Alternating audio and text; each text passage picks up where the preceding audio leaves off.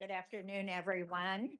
I'm Joyce Fitzpatrick, Director of the Marion K. Shaughnessy Nurse Leadership Academy at the Francis Payne Bolton School of Nursing, Case Western Reserve University. Welcome to all of you.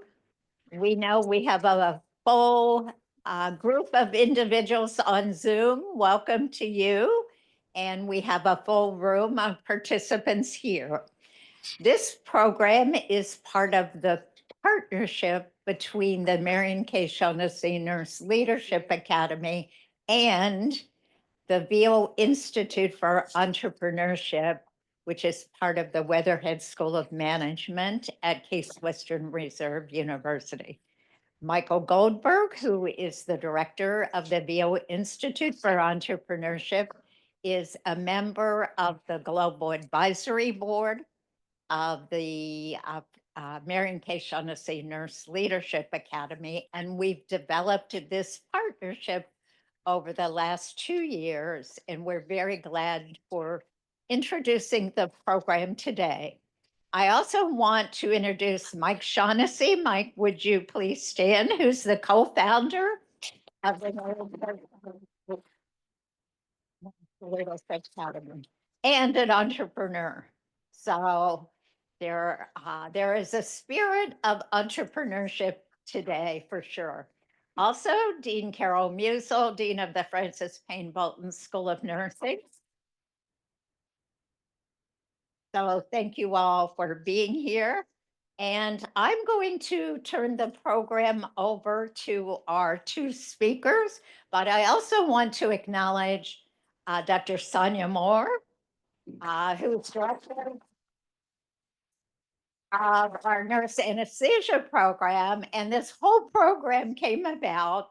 I was in a hotel room, and Nancy and I were trying to figure out our next entrepreneur in residence. And I said, let me call Sonia. I'm sure she can come up with a nurse anesthetist who could be our entrepreneur in residence. So it's all about connections, it's all about relationships. And we are very pleased to turn the program over to Ethan Moore, who is one of our master students in nursing leadership. And Ethan himself is an entrepreneur, and he's going to be conducting the conversation with Jeff Molter, who is our nurse anesthesia entrepreneur. And Jeff is graduating this week from the MSN program, but we're not going to let him go. So, Ethan, it's all yours. Thank you very much for the introduction, Dr. Fitzpatrick. And I am honored to have the distinguished honor of conducting a nice interview with Jeff Molter here. And a little introduction about Jeff Molter. Uh, Jeff has been a registered nurse for 32 years and a certified registered nurse anesthetist for 25 years. Mr. Molter was born and raised in Northeast Ohio. He attended Ohio Wesleyan University, where he earned his BSN. After working for several years in the cardiac intensive care unit at UH of Cleveland, he attended Case Western Reserve Francis Payne Bolton School of Nursing, where he earned his MSN with a focus in nurse anesthesiology. Mr. Molter began his CRNA career at Mount Sinai Medical Center in Cleveland and has since worked in many hospitals and surgery centers throughout Ohio. Mr. Molter currently practices today in Lima, Ohio at the Institute of Orthopedic Surgery.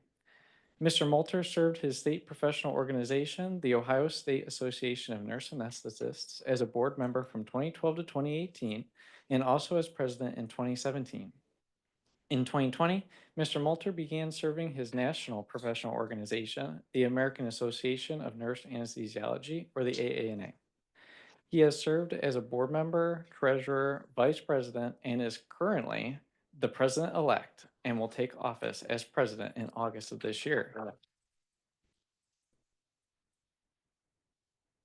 Mr. Molter enjoyed the business side of anesthesia and earned his MBA in 2011 from Lake Erie College in Paynesville, Ohio. Along with his business partner, Scott Urigal, CRNA, They formed Western Reserve Anesthesia Education, where they educated and taught hands-on ultrasound-guided workshops for physicians and CRNAs. This eventually led to them producing the first ultrasound-guided nerve block app for iPhone and Android, which is known as BlockBuddy Pro. Jeff enjoys traveling and speaking at state nurse anesthesiology meetings where he covers topics such as leadership, anesthesia billing, advocacy, government relations, and regional anesthesia. Please join me in welcoming Jeff. Thank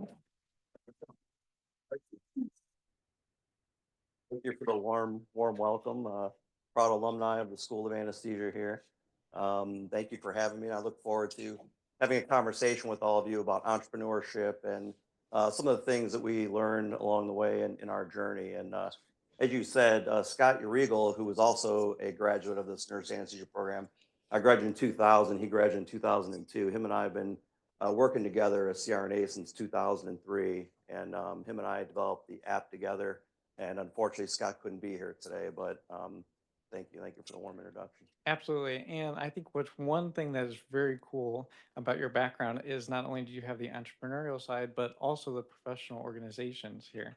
But let's get into talk some more about practice as a CRNA, Mhm. your lengthy experience as both a nurse and then now a nurse anesthetist.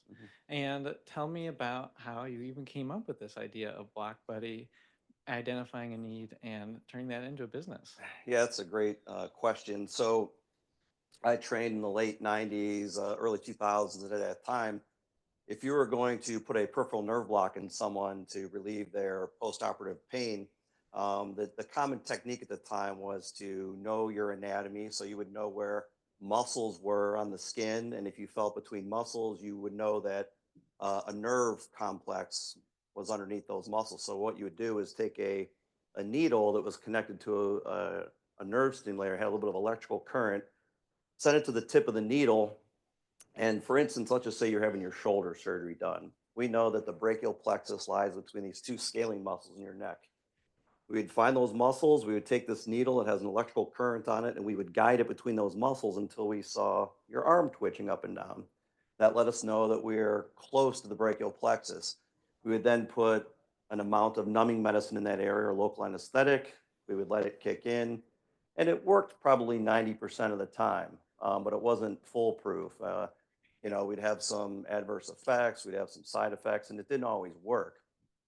Well, ultrasound became big in anesthesia around 2010. And Scott and I didn't have the benefit of learning ultrasound while we were in our training program. It just wasn't around then. So we purchased an ultrasound machine in 2011, and it was very painful. We were teaching ourselves ultrasound by watching YouTube and things like that because there weren't really classes on this back then.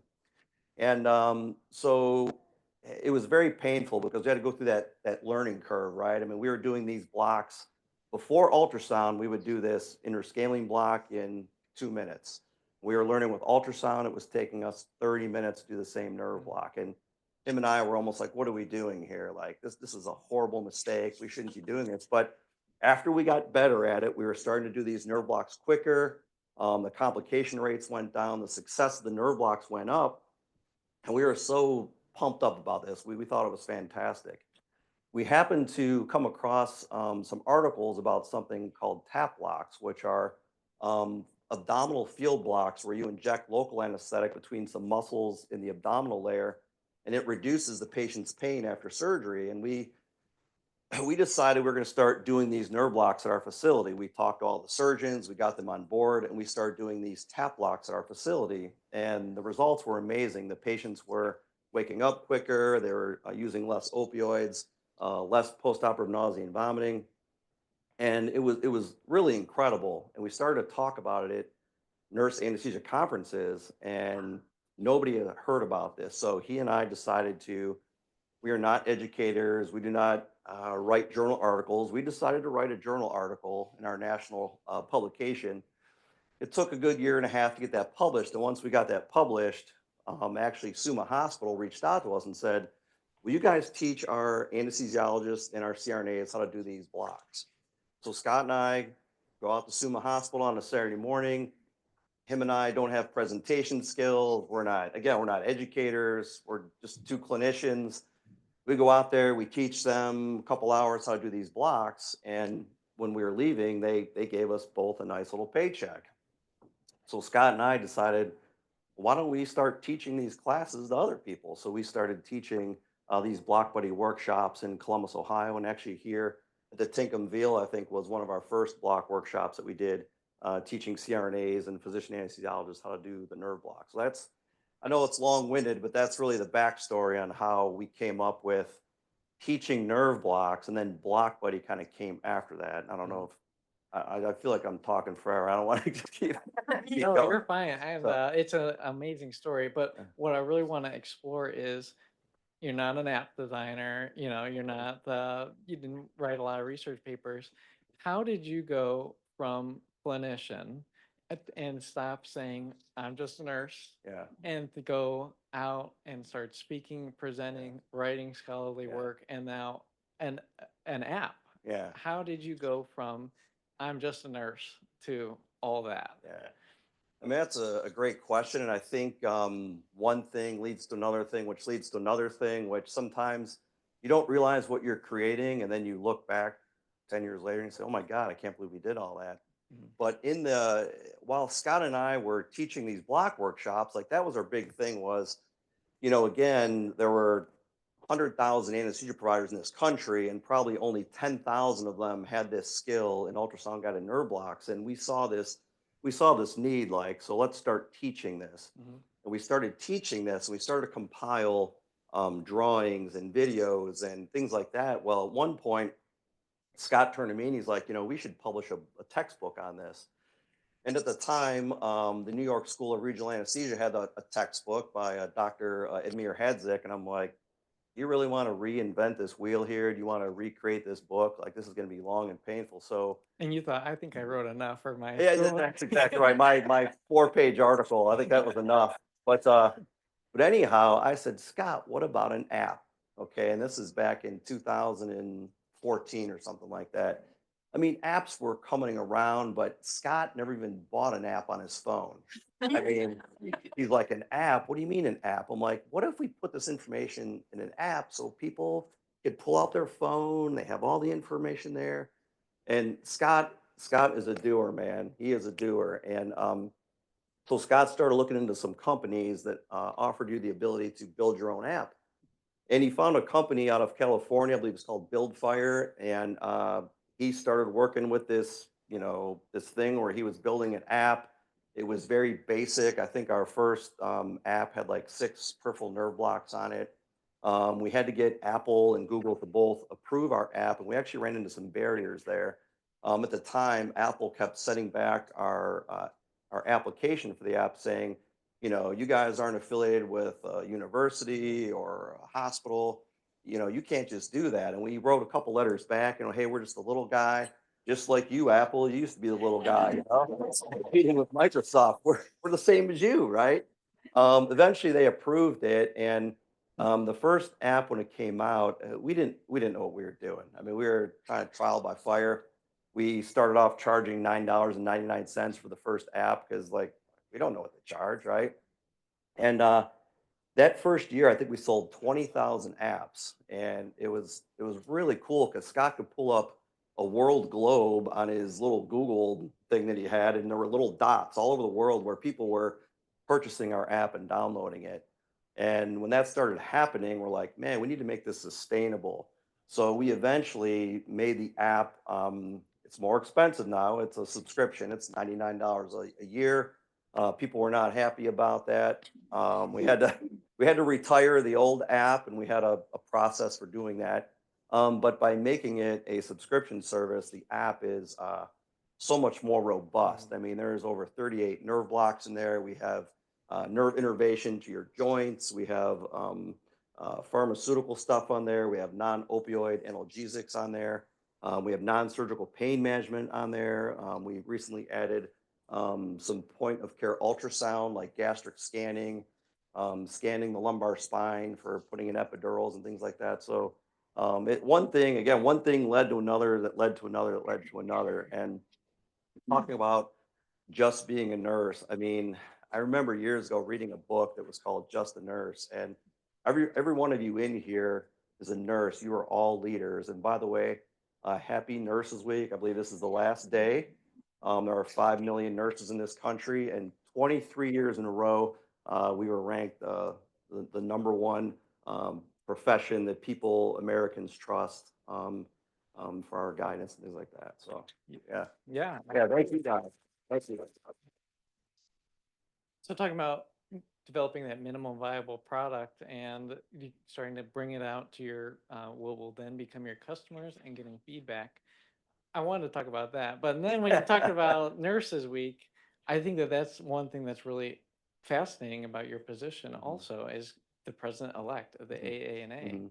So when you get inducted in August, you're going to kick your feet up, and there's no challenges, no challenges that the nurse anesthesia faces, right? Of course, yeah, it's simple, right? Yeah, I mean, I think the work has been going on for over a century in nurse anesthesia. And actually, for you people in the audience that don't know, our organization was started here at Lakeside Hospital in 1931 by Agatha Hodgins, and she was an amazing person. I mean, she was born in Toronto. She did her nurses training in Boston. She came to Cleveland in 1908, I believe, and started work at Lakeside Hospital. And it was at Lakeside Hospital where she met surgeon George Cryle. George Cryle liked her work ethic, liked her smarts, liked her can-do attitude. She became the personal nurse anesthetist for Surgeon Cryle, and together they actually opened up one of the first anesthesia programs in the country. They were teaching physicians, dentists, and nurses the art and science of anesthesiology. This was in 1915. And unfortunately, they were getting some pressure at that time from the state medical board. They didn't like that nurses were teaching physicians and they were threatening to close the school.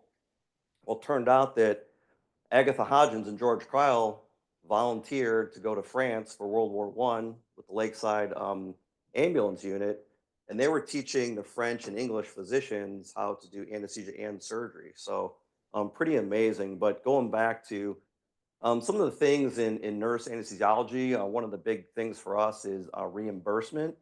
Um, Medicare pays nurse anesthetists and physicians the same amount of money to do the same procedure, right? Fee for service. You need an epidural. If I put the epidural in your back, I get paid a certain amount. If a physician anesthesiologist does the same thing, pay the same amount of money. Well, in the last year and a half, some of the commercial payers, Medical Mutual, Blue Cross and Blue Shield, are starting to cut CRNA reimbursement 15%. This actually violates, there's a non-discrimination clause in the Affordable Care Act, and this violates that clause in the Affordable Care Act. But the insurance companies are getting away with it. The government is not doing anything about it. So our organization actually filed it's called a writ of mandamus lawsuit in federal court in Cleveland in November. We're waiting to hear back from the federal government, but we're trying to get the court to impel the federal government to put some teeth to the rules that they put in place for provider discrimination.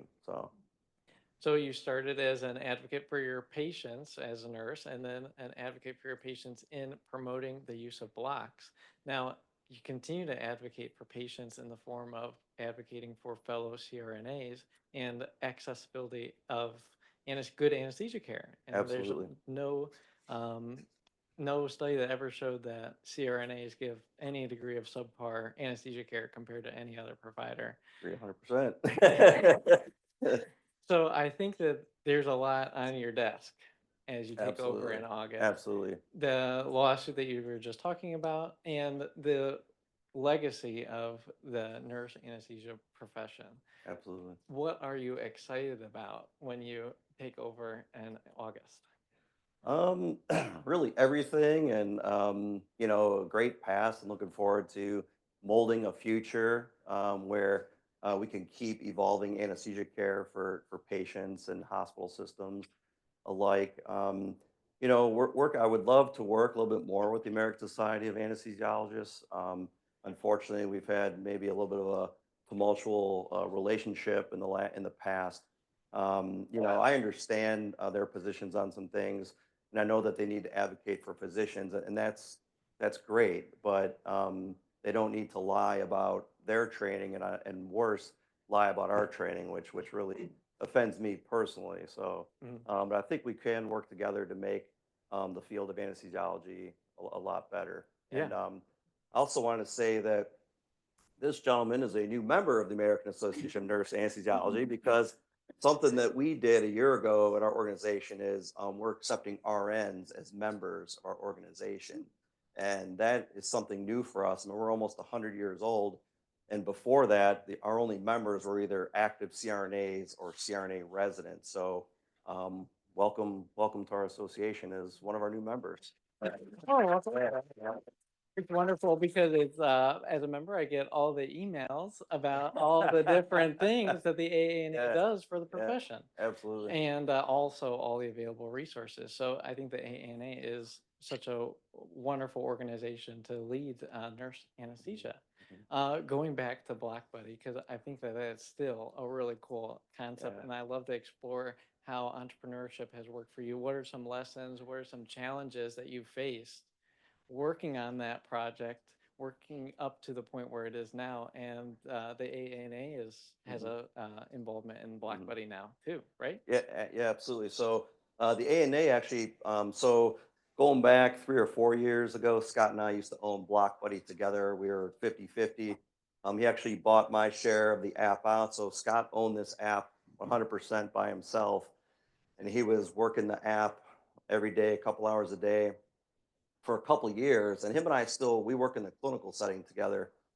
And it was getting to a point where he's like, man, this is so much work. And he was thinking about selling the app. And I was like, Scott, there's a couple organizations that you could look at, but I'm like, why don't you talk to the ANA? And Scott started talking to the ANA, and eventually they worked out a deal where the ANA purchased BlockBuddy off Scott, I believe, a year and a half ago.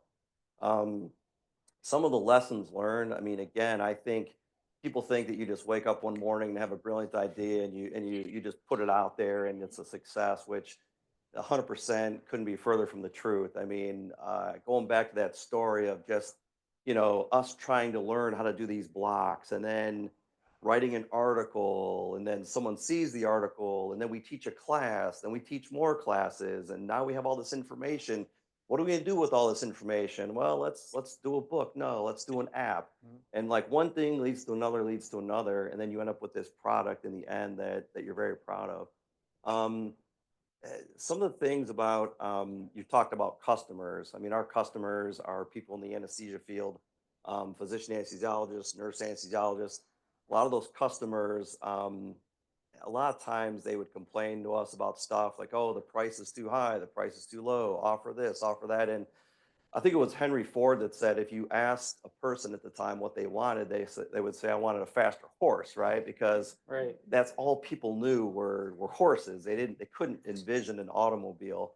And I'm not saying that Scott and I are Henry Ford, but what I am But saying there is, are parallels. well, yeah.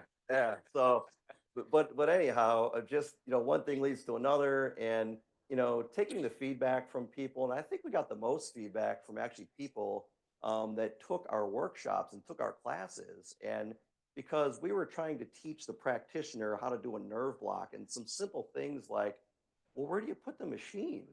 Where do you stand? What hand do you put the probe in? What hand do you put the needle in? And as we were teaching people nerve blocks, these things all came together. And when we created Block Buddy, like we worked with professional medical illustrators. Eventually when the app got bigger, we had a company that helped make it more, make it look better to the eye. But really, the information that him and I put in there is so important. And again, as simple as if I'm putting a nerve block into this part of your neck and I have the machine over here, that's just ergonomically sound, tucking the pillow under your head so it doesn't get in the way of my hands when I'm putting the needle in there.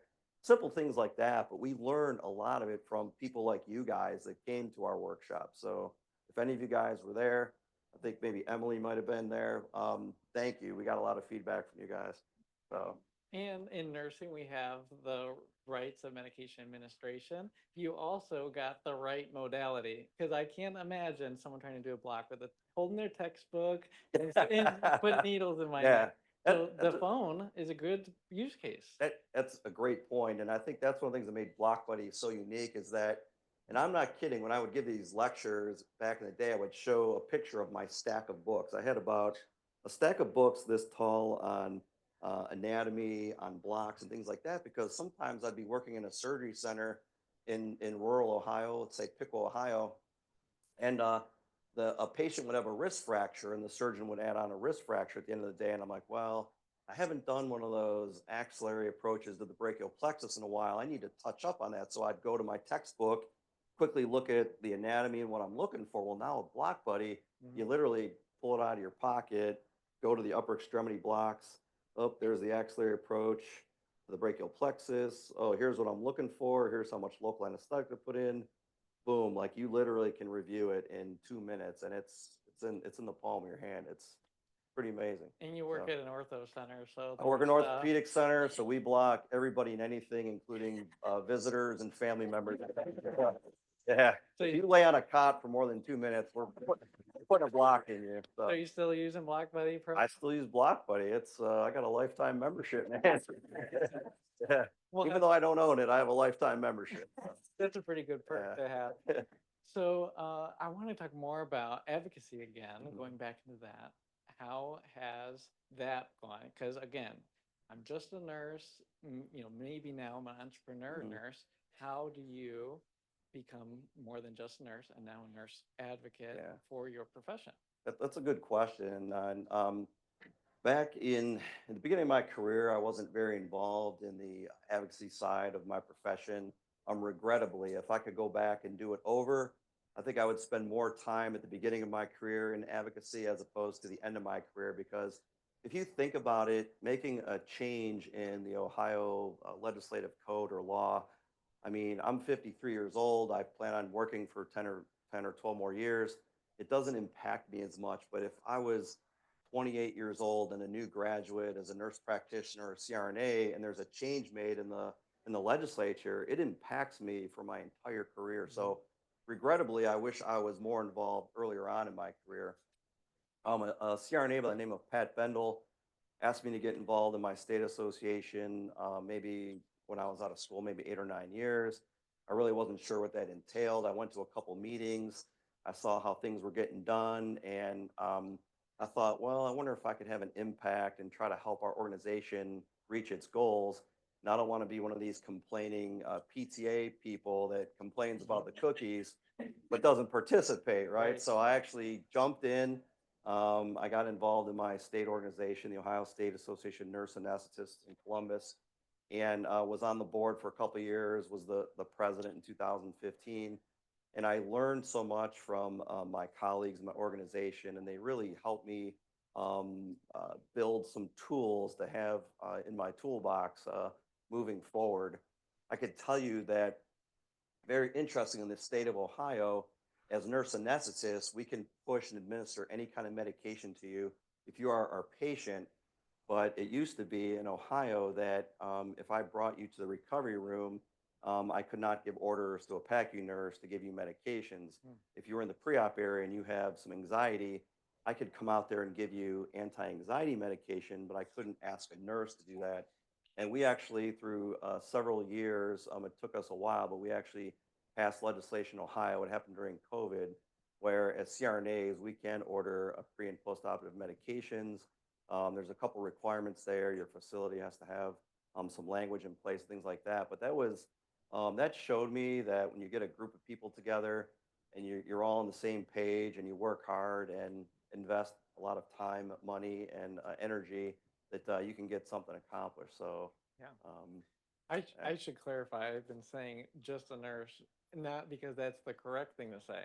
It's actually the wrong thing to say, but it's something that a lot of nurses say when they first start in their you're careers. 100% right. And there's a book I think called Just the Nurse. I Mhm. think I read it years ago. And again, there are 5 million of us in this country, and we are delivering that care hands on every day. I mean, this healthcare system would go down very quickly if nurses didn't show up to work. Mhm. So, So I'm sure you did all this, just you and Scott against the world, right?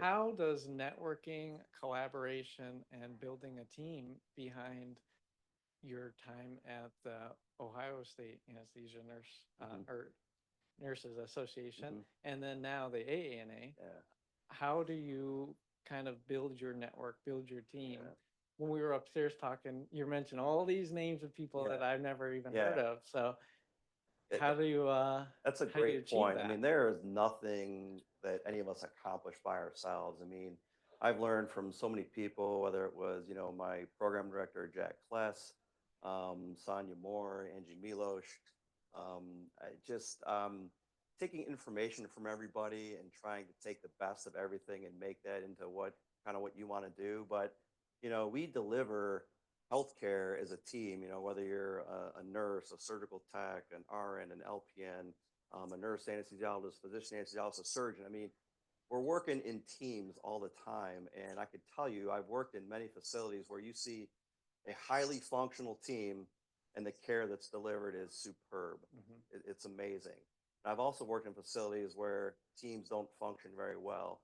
And it's very evident usually within the first couple hours of being in a facility when the teams aren't functioning correctly. So um, the team-based approach to anesthesia care and healthcare it's essential. I mean, none of us work in a silo. Right. So And so, like you mentioned about how you wish you at the beginning of your career you got more involved in advocacy, because that would be the future of your profession. 100%. Now, a lot of the students here in this room, and myself included, are entrusting you to Yeah. help advocate for the profession Mhm. of anesthesia. How can the students in this room and beyond help the AANA work, help them? Yeah, I mean, that's a great question. I mean, I could speak about the A&A because I'm the most familiar with that. But, if you're a, student resident of nurse anesthesiology, you're automatically a member of our organization. When you graduate, you're going to get a letter from us and it's going to say, do you want to continue being a member of this organization? And I would beg that you do become a member of our organization. I don't remember what it costs because I just pay it. I've been paying it since I graduated. I mean, I think it used to be $700. Now it's $800. I don't even know, but I'm going to pay it because the ANA does so much work for all CRNAs and nurse anesthesiologists in the country. The ANA actually, when you join as a member, the ANA actually sends money back to your state that you work in. So there's 50 state organizations now, the Kentucky Association of Nurse Anesthetists, the Florida Association of Nurse Anesthetists. The ANA actually sends money back to your state and helps you fight legislative battles, advocacy battles, and things like that.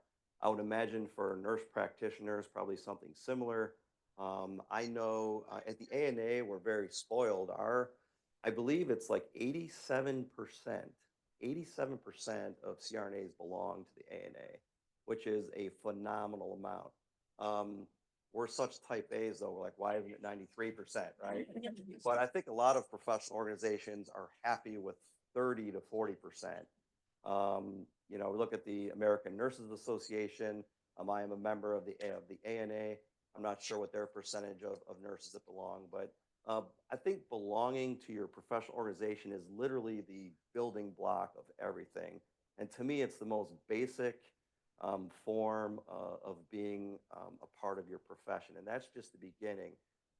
If you can give a little bit of your time or a little bit of your money to your state or national organization, it goes a long way.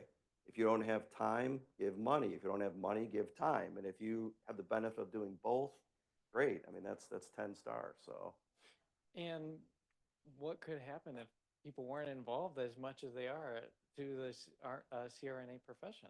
well, yeah, if people aren't involved, you're going to see practice rights go away. You could see a disillusion of your profession.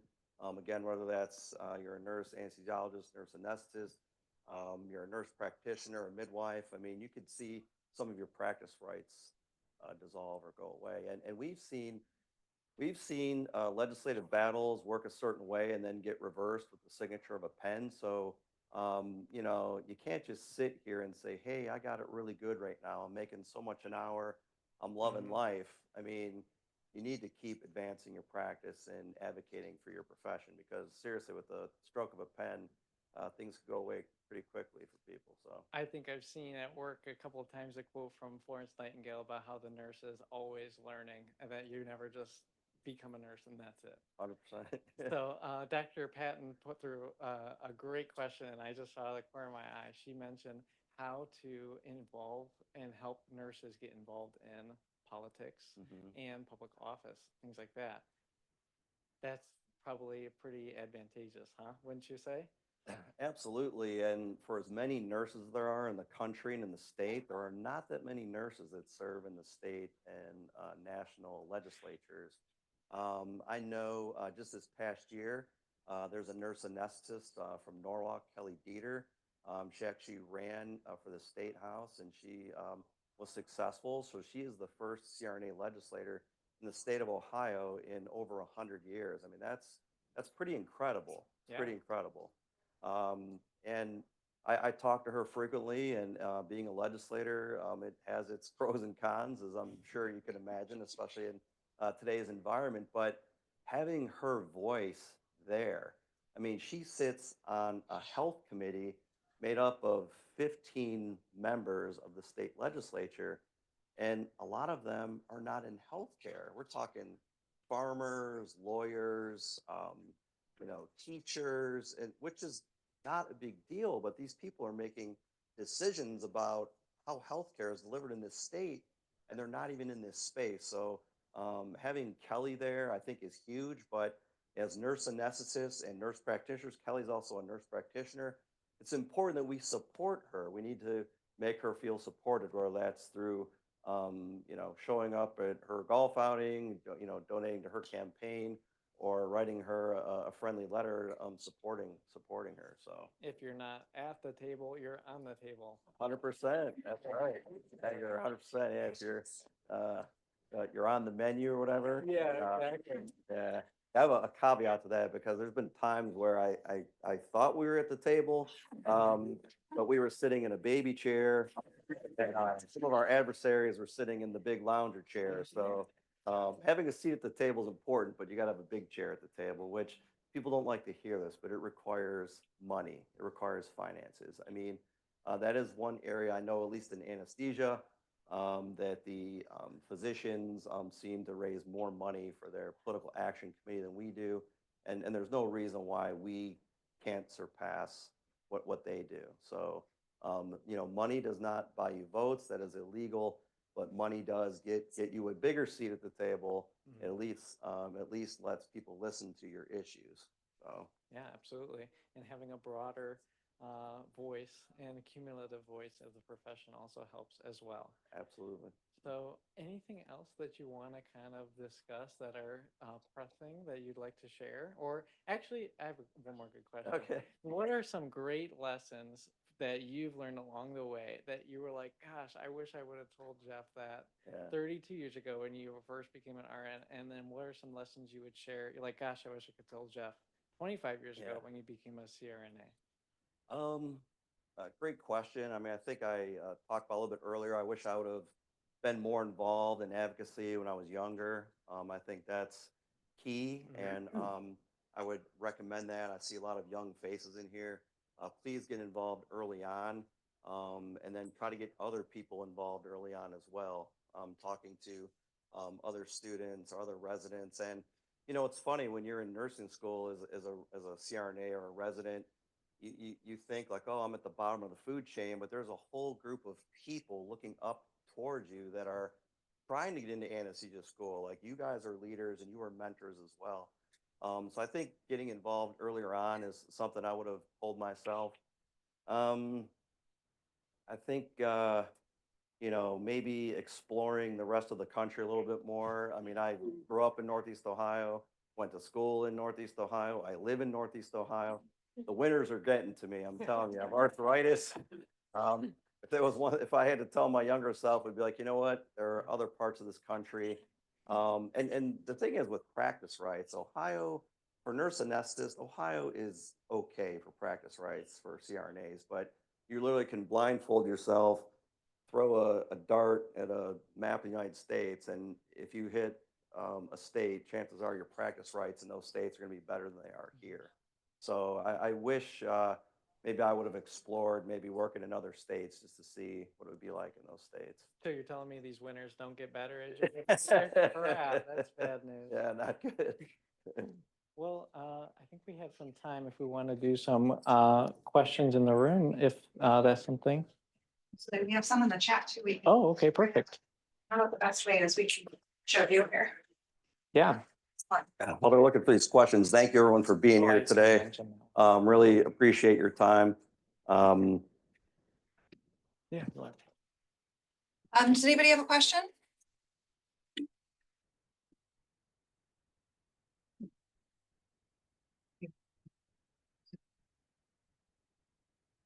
Thank you. This has been great. And I mean, if obviously the one point that really resonates you've been stating is that there's just such a need for nurses to take a leadership position in whether it be in advocacy and politics or whether it be in entrepreneurship and innovation. For context, I lead the health entrepreneurship and innovation pathway into med school here. Right. And then I work with 3 national health systems in their innovation functions. And I'm sad to say that we do not have a area very much involvement of nurses at any of the 3 places. I was with Cleveland Clinic's inaugural innovations group 25 years ago. We realized we didn't get nurses, so I went to the next place. I said, we're going to have nurses be more involved. And we realized there's a few problems. One is, you mentioned the seat at the table. It's hard because we think of innovation as a form of problem solving. And we say nobody has more insight into problems than nurses. They have more patient engagement than any specialist, et cetera. They're in the throes of it. For that same reason, they can't leave. They can't come to our innovation institute. They can't leave their work site. They're sort of stuck on their floor. And they're not given oftentimes politically or organization org chart wise the ability to be involved in these decisions. But again, when we think of innovation as a need for problem solving, we get into the whole world of we have more problems than ever in healthcare. We have just workforce alone. We have such a shortage, and it's not going away. We also have the need to blend in artificial intelligence and automation, which is wonderful, but it needs to be based on human insights that exist. So there's an immense role for those who do have content knowledge, such as yourself, to participate, whether it's in the next Block Buddy, whether it's in the next, corporate, when a company says, hey, we really want to develop this, tool to help train on whether it be endoscopy, et cetera. So I would just say that A, I love it. I really appreciate it.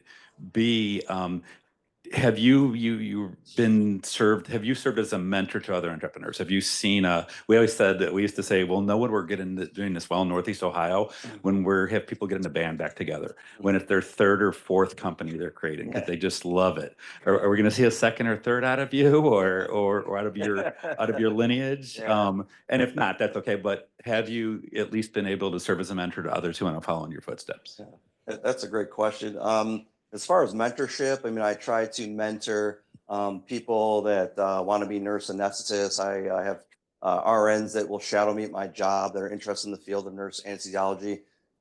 So I've mentored people that want to be nurse anesthetists. I don't know that I've mentored people that want to be business owners. And I'm not sure why that hasn't happened. I don't know. I've never thought of it. I can tell you that our national organization, the American Association of Nurse Anesthesiology, created something about 2 years ago called Room 8, and it's an innovation lab, and it's for entrepreneurs and CRNAs that want to bring their businesses to light, whether they're looking for financial help or they're looking for outreach of CRNAs. We do have innovators coming to our organization now trying to push out their ideas, and it's been working really well for those entrepreneurs and for organization. But I appreciate the comments and question. I'll have to think about that, about being more of a mentor when it comes to entrepreneurship, because I honestly never thought of that before. So thank you. Hello, stranger. Hello. How are you? Good. How are you? So in terms of mentorship and starting a business, no one's going to know your business as well as you do. So how much did you have a mentor versus how much were you and Scott just out there let's just wing it. I mean, I remember when you guys were starting and we were working rooms at legislative events and you guys were just excited and you could tell that that excitement would carry you through Yeah. to a point. And so how much of it was you're going to get this done because you don't have a choice, or you had mentors that really got you along that way? Yeah, that's a good question. I mean, I didn't really have like business mentors as far as developing an app, just because it was such a new concept to us. Like we were just kind of plugging away and kind of learning as we went. And then as it started to kind of grow momentum, we're like, wow, this thing has so much potential. And even though we met some minor roadblocks, like Apple denying our application, we just kept plugging away. I mean, we actually, when we were denied that application from Apple, we actually started to reach out to we actually reached out to the ANA at the time. And at that time, they were like, we can't really help you because if we help you, we have to help, 60,000 other CRNAs with their business. So, you guys are kind of on your own. So a lot of it was just trial and error. Didn't really have a business mentor. I did go through the MBA program at Lake Erie College. And one of the neat things about that program was that I was sitting in a classroom with leaders from all different areas. Like we had nurses, we had CRNAs, we had lawyers, we actually had a surgeon in our class, we had finance people, and trying to solve problems with people that aren't in your field is a really cool thing. It's very dynamic, and I think I learned a lot in that program.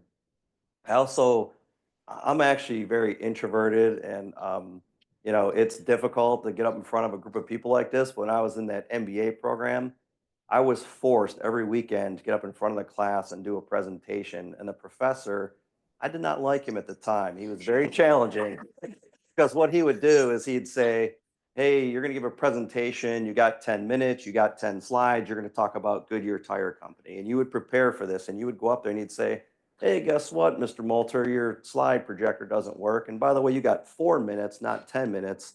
And he did this to us in this class every week. Very anxiety provoking, but it helped me learn. And I thank him for that. Professor Tom Licks. He actually owns Cleveland Whiskey right now. FYI, yeah, he's a very, very smart man. Yeah. So if he's out there listening, Professor Licks, thank you.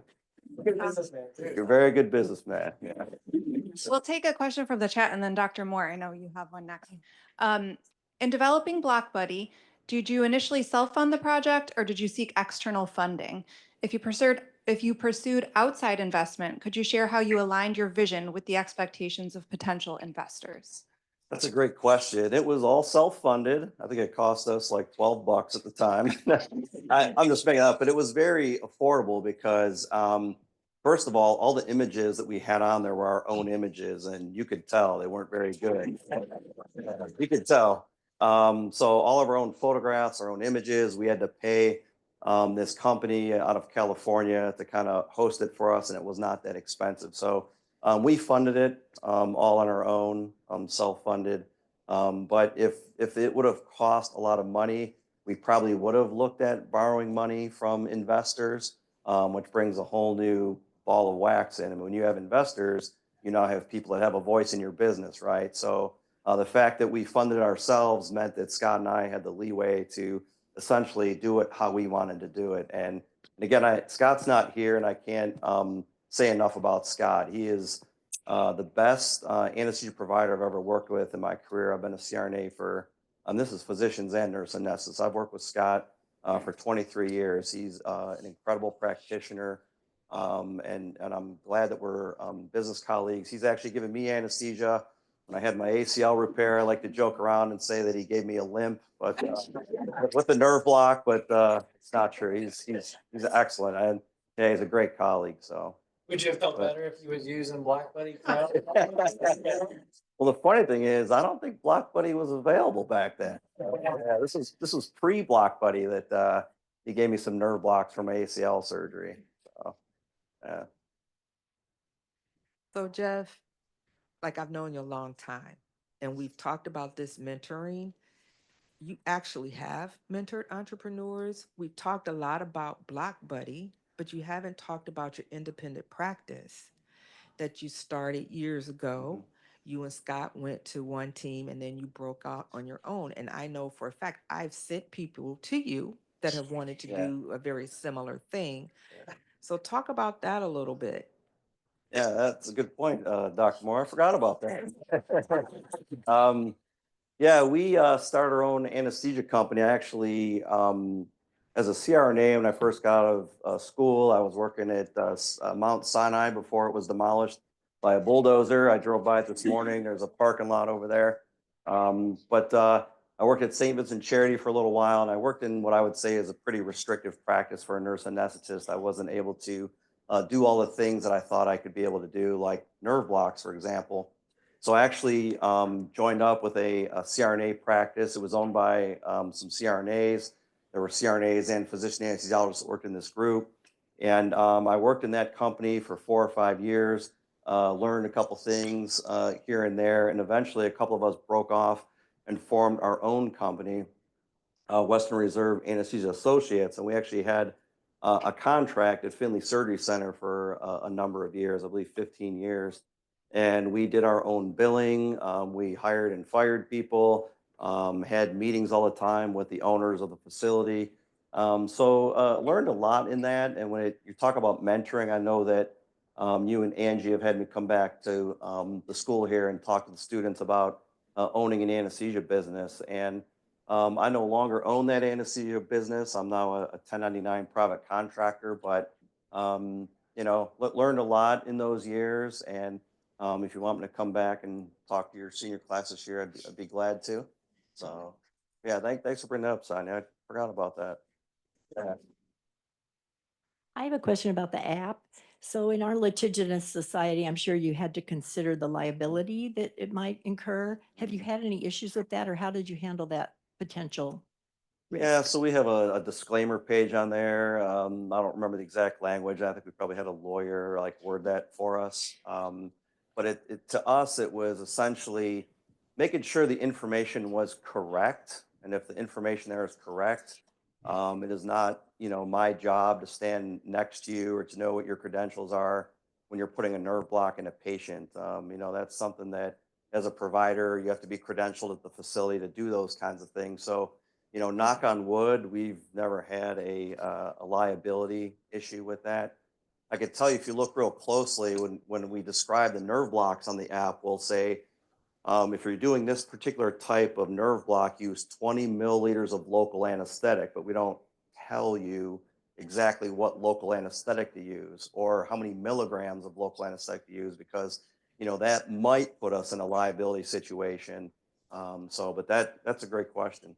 Great question.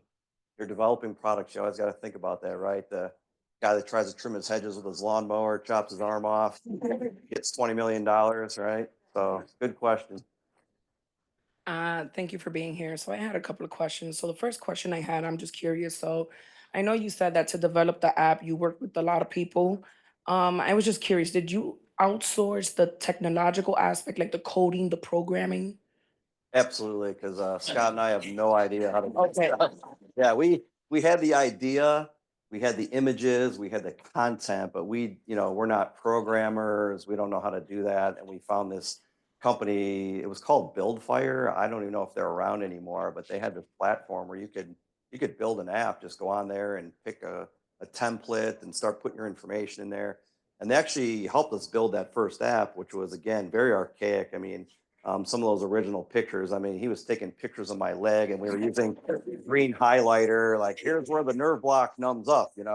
But yeah, good question. I mean, again, him and I, we're not we're not the smartest guys in the room. I could tell you that, but we're very hardworking and trying to find, like you said, other people to help you with the app.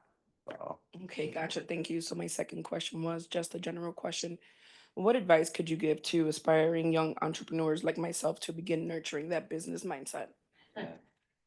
I mean, first of all, I'd say, you got to have like a drive, right? And you got to be thick skinned because a lot of times when you come up with a unique idea, what you hear all the negatives, right? It's never going to be successful. You don't have enough money. You're not good enough. You're not smart enough. Someone's already thinking about that. So I think having that innate drive where you want to succeed, but I also think knowing when to quit too. Sometimes you may get into a project and it gets to a point where, is this really worth the squeeze? You know, like, is this really worth what I'm doing?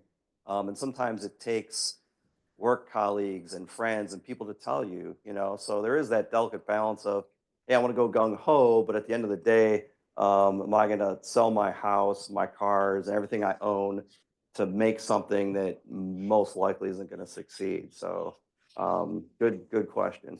Good question. I could tell you one thing I didn't talk about. I know I talked to Ethan about this. Is that Scott and I, there's something called a blue phantom where it's like this block of gel with like a fake nerve in it, and we got to wrap up.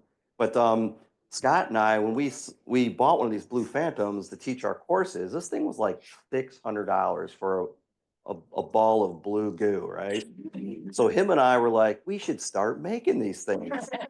So him and I looked up some recipes online and we went to Home Depot. We started buying all these chemicals. We were baking them in the oven. And we were trying to make these things and it flopped. I mean, we tried this for like a month. We invested a couple $100. And that was one of these situations where like, you know what, this isn't our gig, man. Let's give it a go. So I don't know if he still has some of these in his garage, but I could ask him when I see him at work tomorrow. So Ethan, I have one comment. Before we close, Jeff, I think you told me that you helped some of your colleagues write their resume. Oh yeah, So you That were was- an entrepreneur Yeah. before you became. that's right. famous. Yep. Dr. Fitzpatrick reminded me of the story I told her when I came out of nursing school. This is 1993. Most of you probably weren't alive then, but not everybody had a home computer. This is 1993. I went to Walmart. I bought a compact Presario. It was like $1,200. This thing had 200 megabytes of memory, which is like one photo, right? And I was working at University Hospitals in the ICU at the time, and I had a really nice printer.